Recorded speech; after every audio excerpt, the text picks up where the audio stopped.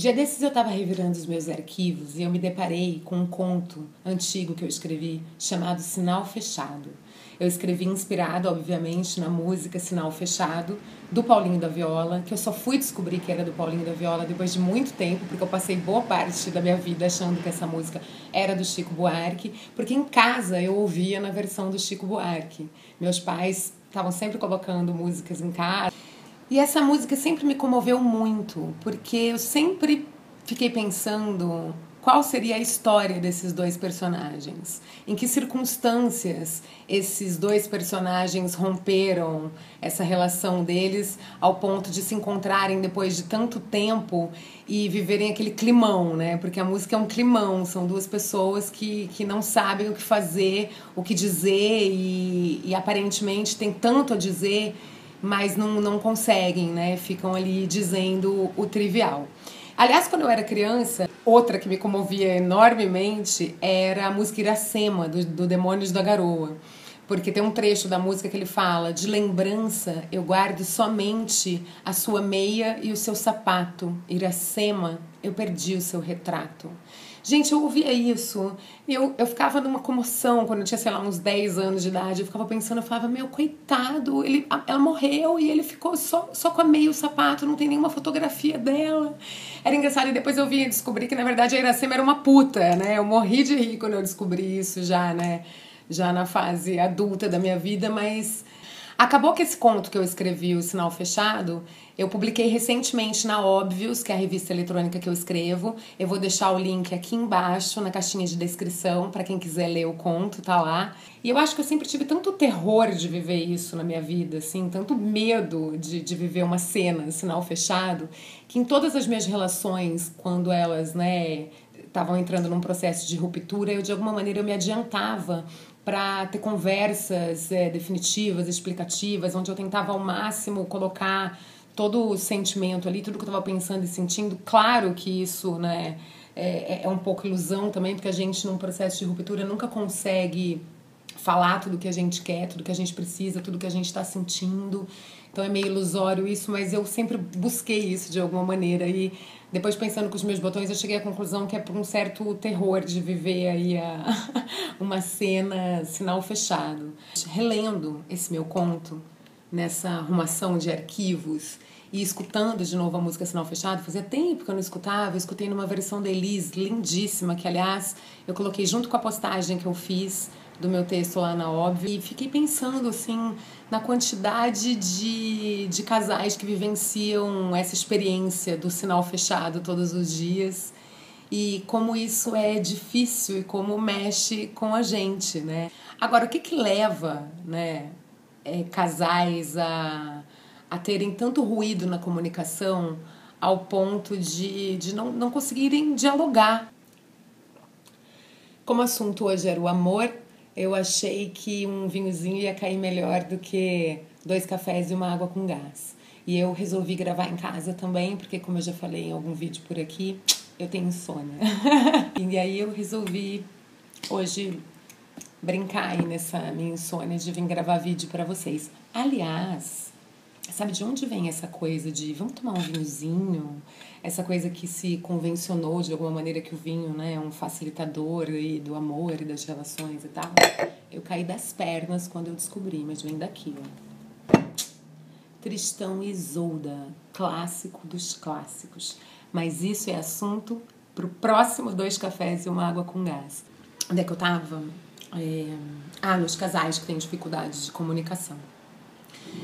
Eu tenho pra mim, observando experiências da minha vida, dos meus amigos e, enfim, observando mesmo as pessoas, que, em geral, o que provoca mais ruído na comunicação dos casais é uma coisa que eu costumo chamar de terror do abandono. O que seria o terror do abandono? A pessoa, como naturalmente acontece numa fase de namoramento, numa fase de paixão, ela começa a endeusar aquele, né, objeto amado, aquele objeto de desejo. Ela se apaixona e começa a atribuir todas as qualidades mais maravilhosas da face da terra aquele ser. Então ele se torna um deus, o ser amado vira um deus, uma coisa quase inalcançável. E de tão inalcançável que ele fica, a pessoa acaba, de alguma maneira, sentindo um certo receio de que talvez ela não esteja à altura daquele ser divino que ela criou. E começa a ficar com muito medo que esse ser divino descubra que ela não está à altura, né, de toda a sua divindade. E aí ela começa a ficar extremamente insegura. E à medida que ela fica extremamente insegura, ela começa a transformar a vida do outro no inferno. Porque ela começa a exigir pequenas demonstrações de afeto o tempo todo, ela passa a abrir uma chaga de carência que até então nem ela conhecia que tinha. Ela começa a vivenciar dores do passado, de abandonos do passado, uma coisa de uma atualização de emoções. Enfim, essa questão das projeções e das idealizações, a psicanálise explica muito bem. E não tem muito como fugir disso quando a gente está num processo de enamoramento, num processo de paixão, né? Mas a questão é que quanto mais a gente idealiza o outro, mais terror do abandono a gente tá propenso a sentir. E quando esse terror bate, a coisa degringola, assim. E quando bate nos dois, então aí não tem como. Eu acho que daí é onde acaba acontecendo, né, as rupturas. E aí tem um psiquiatra inglês chamado Ronald Lang, que escreveu um livro chamado Laços, que é esse aqui, ó, que é de uma coleçãozinha, ó, chamada Coleção Psicanálise, que eu gosto muito desse livro. Ele é um livro de poemas, mas ele ilustra muito bem como se dá o processo de neurose, obsessão, projeção, idealização nas relações amorosas. O Ronald Lang é um psiquiatra que nasceu mais ou menos em 1920 alguma coisa, faleceu nos anos 80 morando, na verdade, na França. Ele, para mostrar pra gente como é que funciona esse processo também da simbiose, de como essas neuroses podem corroer as relações, ele deu um nome para os personagens dos poemas dele de Lúcio e Lúcia, porque eles eram tão simbióticos que eles tinham, inclusive, o mesmo nome. Mas vou ler um poema para vocês, vocês vão entender mais ou menos o que eu estou querendo dizer. Ele acha que ela o devora, com a sua exigência de que a devore. Duas pessoas que inicialmente queriam devorar e ser devoradas, estão devorando e sendo devoradas. Ela é devorada por ele, que é devorado pelo devorador desejo dela de ser devorada por ele. Ele é devorado por ela, que é devorada por não ser por ele devorada.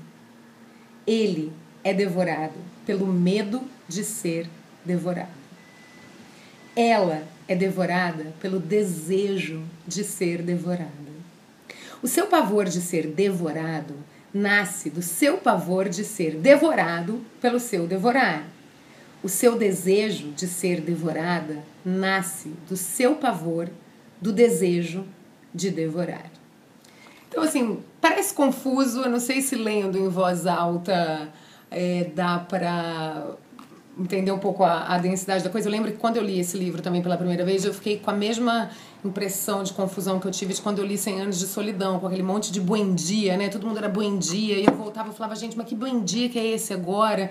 E aí tem essa história que ele devora, que queria devorar, que queria ser devorada, que queria... Mas é um exercício super gostoso, e quando você entra nessa linguagem do autor, você acaba se divertindo muito e pescando de fato e entendendo como isso tem a ver de fato com as nossas obsessões e com as voltas que a mente dá, né? Então acaba que fica interessante as duas coisas. E um dado interessante também sobre o Ronald Lang é que ele tem um nome muito forte no estudo da psicose. Ele foi uma pessoa que se debruçou muito sobre isso, sobre essas pesquisas.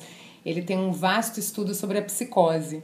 E aí eu fiquei pensando, poxa, né? Ele escreve sobre a psicose e fez um livro sobre o amor. Será então o amor aí uma grande psicose? Não sei, né? Vamos pensar junto, fica aí a pergunta. Tem uma coisa que é importante de falar. Gente, mil perdões, mas eu não sei falar nome estrangeiro. Eu não sei, desde criança eu não sei, eu nunca soube. E nunca também me esforcei pra aprender a falar. Eu tenho uma espécie de bloqueio com isso. Desde criança, quando eu tava na escola, aquela coisa eu tinha que ler lá na frente, na sala de aula. Ou quando a minha mãe falava pra mim, filha, vem cá, lê pra mim que eu quero ver como tá a sua leitura. Eu começava a ler o livro e quando chegava um nome, qualquer nome estranho, que eu achasse que era um nome estranho, eu fazia e pulava. E minha mãe, lê de novo!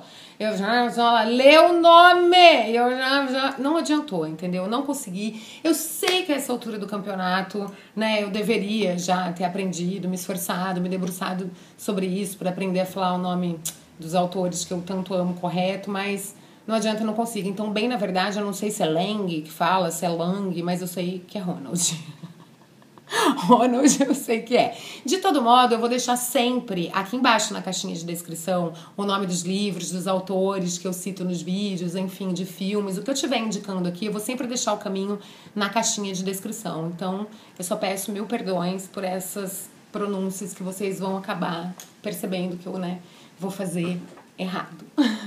Então é isso. Esse foi o 2 cafés e uma água com gás de hoje. Quem gostou, dá um joinha aqui no vídeo. Também sinta-se à vontade para se inscrever no canal para ficar por dentro de todas as notícias. E até a próxima semana. Um beijo!